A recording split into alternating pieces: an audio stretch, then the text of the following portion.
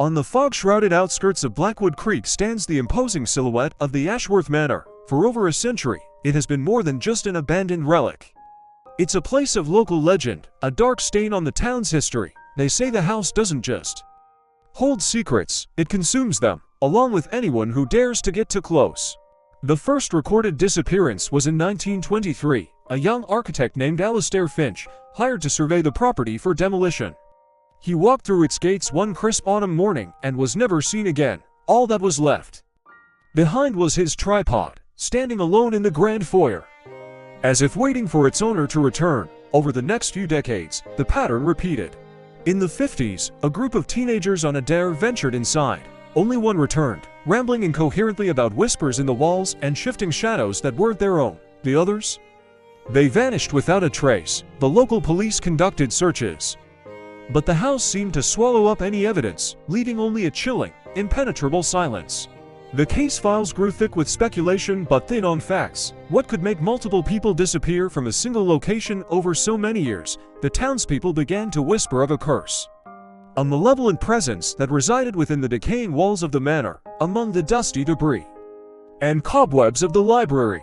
A tattered diary was discovered in the 1980s by a paranormal investigation team before they, too, experienced strange phenomena and fled the house. The journal belonged to a woman named Elara Vance, who stayed there in 1938.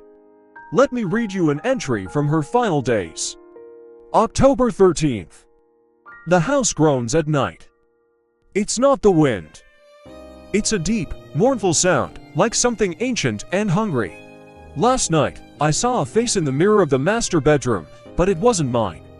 Its eyes were hollow, and it was beckoning to me, promising secrets hidden behind the plaster. I feel a pull towards the cellar, a cold, insistent tug. I know I shouldn't go, but the whispers are so persuasive. They promise to show me what happened to the others. That was Elara's last entry. Her diary was found on the floor, but she was gone. The locals here have their own tales, passed down through generations. I spoke to an old man who runs the town's general store. He told me his grandfather used to say the house was built on a place of endings, and that the original owner, Silas Ashworth, dabbled in rituals he didn't understand. He claimed that every few decades, the house demands a price, a soul to keep its own spirit from fading.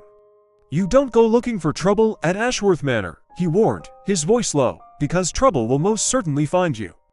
It's a patient hunter. The stories paint a picture of a place that isn't just haunted, but alive, a predator camouflaged as brick and mortar. So what really happens inside Ashworth Manor? Is it a gateway to another dimension, a vengeful spirit, or something far more sinister that we can't even comprehend? The disappearances remain unsolved, a collection of chilling mysteries bound together by a single, terrifying location. The house stands silent, waiting, its windows like vacant eyes watching the world go by. What do you think is happening inside those walls?